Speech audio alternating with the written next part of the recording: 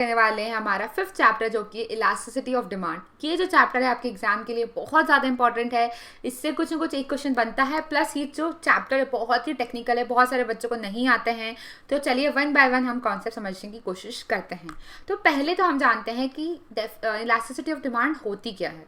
सो यहाँ पर हम क्या देखते हैं कि जब प्राइस में चेंज होता है तो डिमांड में कितना परसेंट से चेंज हो रहा है। तो हम यहाँ पर क्या कर रहे हैं, परसेंटेज को ऐड कर रहे हैं। यदि प्राइस मेरी बढ़ रही है 20% से, तो मेरी डिमांड कितने परसेंटेज से कम हो रही है, या फिर मेरे इनकम या अदर फैक्टर्स के चेंज होने से मेरी डिमांड किस तरह से रिस्पॉन्ड कर रही है परसेंटेज वाइज, उसको मैं क्या बोलती हूँ, इलास्टिसिटी ऑफ डिमांड के नाम से उसको जानते हैं। अब टाइप्स ऑफ इलास्टिसिटी देखते हैं हम लोग। तो हमारी 3 टाइप्स ऑफ इलास्टिसिटी होती है। फर्स्ट होती है हमारी प्राइस इलास्टिसिटी, सेकंड होती है इनकम इलास्टिसिटी, एंड थर्ड होती है cross elasticity of demand. Price elasticity मैं ऑलरेडी बता चुकी हूँ कि प्राइस के बढ़ने घटने से आपकी डिमांड पे क्या रिस्पॉन्स हो रहा है परसेंटेज वाइज, सेकंड इनकम से क्या इफेक्ट हो रहा है डिमांड में, एंड लास्ट होता है आपके सब्स्टिट्यूट गुड्स से क्या इफेक्ट हो रहा है आपके डिमांड के परसेंटेज में, घट रही या बढ़ रही है, वो हम देखते हैं क्रॉस इलास्टिसिटी ऑफ डिमांड में। अब आपके सिलेबस में केवल फर्स्ट ही है, सेकेंड और थर्ड आपके सिलेबस में यहाँ पर नहीं है। केवल फर्स्ट है आपके, सेकेंड और थर्ड आपके सिलेबस में नहीं है। तो फर्स्ट को हम क्या करते हैं, आगे देखते हैं। तो प्राइस इलास्टिसिटी ऑफ डिमांड को कैलकुलेट करने के आपके 2 मेथड्स होती है। पहला क्या होता है आपका percentage change in price upon percentage change in quantity demand. दूसरा होता है आपका ED is equal to percentage change in quantity upon percentage change in price upon previous price upon previous quantity. अब ये फॉर्मूला, अब आप सोचेंगे मैम कौन सा फॉर्मूला अप्लाई करें, तो एज पर द क्वेश्चन, यदि आपको क्वेश्चन में डायरेक्टली चेंजेस परसेंटेज चेंज दे रखा है तो वहाँ पर ये अप्लाई करिए। यदि इस टाइप का दे रखा है, किस टाइप का होगा मैं आपको बताती हूँ। इसमें इस टाइप का क्वेश्चन दे रखे होंगे तब ये वाला फॉर्मूला अप्लाई होगा। यहाँ पर आपको क्या दे रखा है कि आपको ईडी कैलकुलेट करना है जब आपकी प्राइस क्या है 10 से 8 रुपीज़ हो चुकी है, उसकी वजह से आपकी क्वांटिटी डिमांड क्या हो चुकी है, इंक्रीज हो चुकी है 4 to 5 में। तो अब मुझे ये सब चारों चीज़ें दे रखी है, तो उस केस में क्या करूँगी, मैं ये वाला अप्लाई करूँगी फॉर्मूला। तो उसका फॉर्मूला क्या होता है, मैंने बताया था, ED is equal to change in quantity upon change in price is equal to price upon quantity. तो यहाँ पर अब इसको हम कैलकुलेट करते हैं। तो चेंज इन क्वांटिटी कितनी हुई है मेरी, यहाँ से +1 में इंक्रीज हुई है, और प्राइस कितनी -2 में हुई है। तो चेंज क्वांटिटी में चेंज कितना हुआ है 1 से, अपॉन प्राइस में -2 से, मल्टीप्लाई प्राइस कितनी थी आपकी प्रीवियस 10 और क्वांटिटी कितनी थी प्रीवियस 4। तो जब इसको हम क्या करेंगे, कैलकुलेट करेंगे, तो ईडी कितनी आ जाएगी आपकी -1.25। होप आपको समझ में आया होगा कि किस तरह से कैलकुलेट करते हैं। नेक्स्ट वीडियो में इसके पूरे कैलकुलेशन लेके आएंगे जिसमें हम अच्छे से सारे क्वेश्चंस को क्या करेंगे, सॉल्व करेंगे। एवरी वैराइटीज यहाँ पर हम सॉल्व करेंगे। नेक्स्ट होता है types of price elasticity of demand. तो उसके कितने टाइप्स होते हैं, 5 टाइप्स होते हैं। फर्स्ट होता है इलास्टिक डिमांड। इलास्टिक डिमांड यहाँ पर ये बोलता है कि प्राइस घटी है आपकी प्राइस, तो आपकी डिमांड क्या हुई है, एकदम शूट अप हो गई है, और 50% से आपकी डिमांड क्या हो चुकी है, बढ़ चुकी है। तो ये इसको हम बोलते हैं इलास्टिक ऑफ डिमांड। मतलब आपकी प्राइस में थोड़ी सी कमी होने के कारण डिमांड में बहुत ज़्यादा परसेंटेज से बढ़ जाना, उसको हम बोलते हैं elastic demand. ED is greater than 1। ये कौन से प्रोडक्ट्स में होता है, लग्जरी गुड्स में।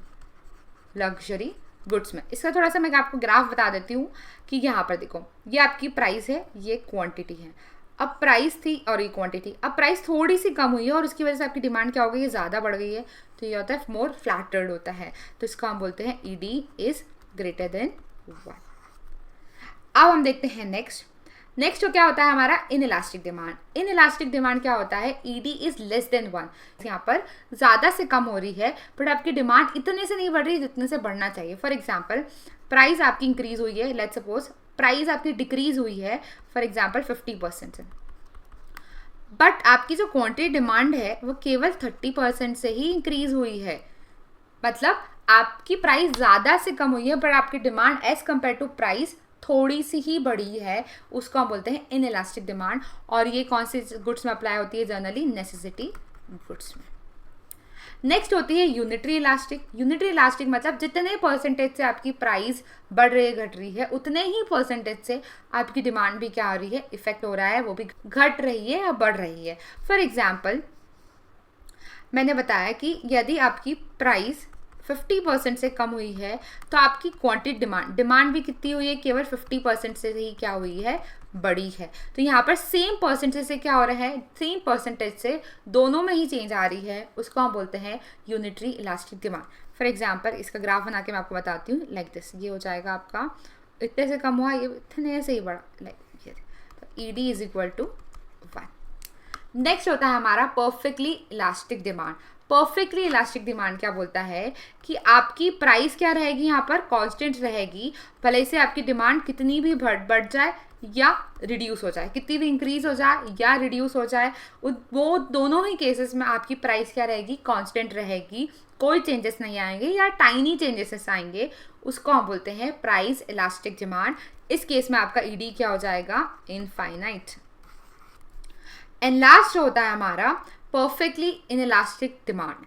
परफेक्टली इनइलास्टिक डिमांड में क्या होता है, आपका E D is equal to 0 रहता है। अब यहाँ पर आपकी डिमांड क्या रहती है, कांस्टेंट रहती है, और आपकी प्राइस कितनी भी बढ़ जाए या आपकी प्राइस कितनी भी क्या हो जाए, रिड्यूस हो जाए, यहाँ पर आपकी क्वांटिटी में कोई डिफरेंस नहीं होता है। इसका एग्जाम्पल यदि मैं आपको लेती हूँ तो नमक आपकी बेसिक्स नेसेसिटी है, कितनी भी प्राइस बढ़ने या घटने पर उसकी डिमांड में नहीं चेंज आता है। अब हम देखते हैं हमारे लास्ट टॉपिक, जो कि हमारा factor affecting price elasticity of demand. Guys, इससे बहुत ज़्यादा क्वेश्चन पूछे जाते हैं और ये कॉन्सेप्ट बहुत सारे बच्चों को ना समझ में नहीं आता है, तो हम आराम से 1 बाय 1 पढ़े देखेंगे इसको। तो यहाँ पर हम देखते हैं कि गुड्स या चीज़ों के हिसाब से हमारी कौन सी इलास्टिसिटी रहेगी, वो इनइलास्टिक रहेगा या फिर वो इलास्टिक रहेगा। तो चलिए देखते हैं। जैसे कि मैंने आपको पहले बात करी कि नेसेसिटी गुड्स में आपकी जो डिमांड क्या रहती है, इनइलास्टिक रहती है। दूसरा होता है क्यों रहती है आपकी इनइलास्टिक, क्योंकि कंज्यूमर्स को उसकी ज़रूरत है, इरिस्पेक्टिव ऑफ प्राइस कितनी भी हो, प्राइस कितनी भी बढ़ रही घट रही है, मैं तो उसको लूँगी ही लूँगी। थोड़ा सा कम कर सकती हूँ, थोड़ा सा ज़्यादा कर सकती हूँ, बट उसको एकदम मेजर चेंज नहीं कर सकती। नेक्स्ट होता है आपका लग्जरीज गुड्स। तो लग्जरी गुड्स में आपकी जो डिमांड रहती है वो क्या रहती है, इलास्टिक रहती है।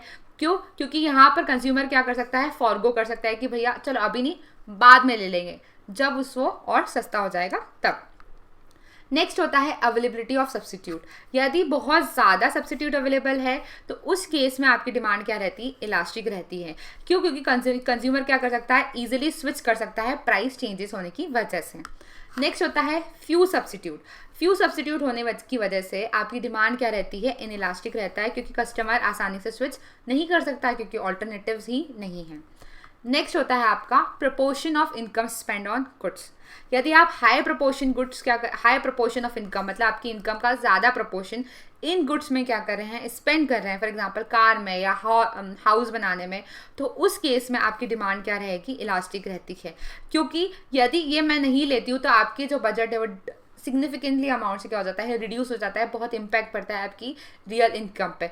इस वजह से इसमें क्या होती है, आपकी डिमांड इलास्टिक रहती है। और लो प्रोपोर्शन गुड्स में आपकी डिमांड क्या रहती है, इनइलास्टिक रहती है, क्योंकि आपको पता है कि थोड़ी बहुत भी प्राइस होने की वजह से मेरे को इनकम में इतना ज़्यादा ऐसा फ़र्क नहीं पड़ेगा। थोड़े बहुत भी कुरकुरे या चिप्स या फिर ऑयल की प्राइस बढ़ने की वजह से मेरे खाने या मेरी इनकम पे ज़्यादा इफेक्ट नहीं आएगा, तो हम इसलिए इसको हम बोलते हैं इनइलास्टिक डिमांड। नेक्स्ट होता है आपका टाइम पीरियड। शॉर्ट टर्म के लिए है तो आपकी डिमांड क्या रहती है, इनइलास्टिक रहती है, क्योंकि आप उसको एडजस्ट नहीं कर सकते, आपको चाहिए तो अभी चाहिए, आप उसको बाद के लिए नहीं छोड़ सकते हैं। नेक्स्ट होता है लॉन्ग रन में आपकी डिमांड क्या रहती है, इलास्टिक रहती है। क्योंकि आप उस हैबिट को या वो चीज़ को पोस्टपोन भी कर सकते हैं या फिर आप उसको जब प्राइस रिड्यूस होगी तब भी ले सकते हैं। नेक्स्ट होता है एडिक्टिव। जब आपकी एडिक्टिव है कि भाई कुछ भी हो जाए मुझे तो खाना ही खाना है, for example for me coffee, तो उसकी प्राइस के बढ़ने कम होने से मुझे ऐसा इफेक्ट नहीं पड़ता है, इसलिए डिमांड क्या हो जाती है हमारी। नेक्स्ट होता है definition of market. Definition of market में यदि आपका मार्केट क्या है, ब्रॉड मार्केट है, तो उस केस में आपकी डिमांड क्या रहती है, इनइलास्टिक रहती है। यदि नैरो मार्केट है तो उस केस में आपकी डिमांड क्या रहती है, इलास्टिक रहेगी। नेक्स्ट होता है कंज्यूमर हैबिट्स। मैंने बताया था स्ट्रॉन्ग हैबिट्स है कि भैया चाहिए ही चाहिए वो चीज़, तो उस केस में आपकी डिमांड क्या रहेगी, इनइलास्टिक रहेगी। कोई भी प्राइस हो, मुझे तो कॉफ़ी पीना है, मतलब पीना है, मैं कहीं भी घूमने जाऊँ, मुझे लगता है कि भले से वो ज़्यादा है कम है मेरे को फ़र्क नहीं पड़ रहा, मुझे वो चाहिए, तो उस केस में आपकी डिमांड क्या होगी, इनइलास्टिक रहती है। वीक हैबिट्स के केस में आपकी डिमांड क्या रहती है, इलास्टिक रहती है। नेक्स्ट होता है हमारा ड्यूरेबिलिटी, यदि वो ड्यूरेबल गुड्स है, बहुत सालों साल चलता है, तो उस केस में क्या होता है, आपकी डिमांड इलास्टिक होती है। क्यों? क्योंकि हम क्या कर सकते हैं, उसके परचेस को हम पोस्टपोन कर सकते हैं, क्योंकि चलो अभी नहीं तो बाद में ले सकते हैं, क्योंकि उसकी जर्नली क्या रहती है, प्राइसेस थोड़ी हायर रहती है। हम सोचते हैं कि जब कम होगी तब हम ले लेंगे। नॉन ड्यूरेबल गुड्स में हम क्या करते हैं कि क्विकली, तुरंत हमको तुरंत लेना है, तुरंत यूज़ करना है, तो इस केस में हम प्राइस को ज़्यादा मैटर नहीं कर सकते हैं। तो इस केस में आपकी डिमांड क्या रहती है, इनइलास्टिक रहती है। नेक्स्ट रहता है पीक एंड ऑफ सीजन। यदि पीक सीजन है तो उस केस में आपकी डिमांड क्या रहेगी, इनइलास्टिक रहती है, क्योंकि मुझे ज़रूरत है, मुझे अभी चाहिए तो मैं तो लूँगी, क्योंकि मेरा शादी है या फंक्शन है, इस टाइप का चीज़ है। यदि ऑफ पीक सीजन है तो उस केस में डिमांड क्या होती है, इलास्टिक रहती है। आप सोचते हैं कि मैं भी बाद में ले लेंगे, जब प्राइस रिड्यूस होगी तब ले लेंगे। तो होप आपको समझ में आया होगा elasticity of demand, price of elasticity of demand, types, factors. यदि समझ में आता है तो प्लीज़ लाइक करिए, सब्सक्राइब करिए, ज़्यादा से ज़्यादा शेयर करें। यदि डाउट हो तो आप प्लीज़ कमेंट सेक्शन में पूछ सकते हैं। Bye guys.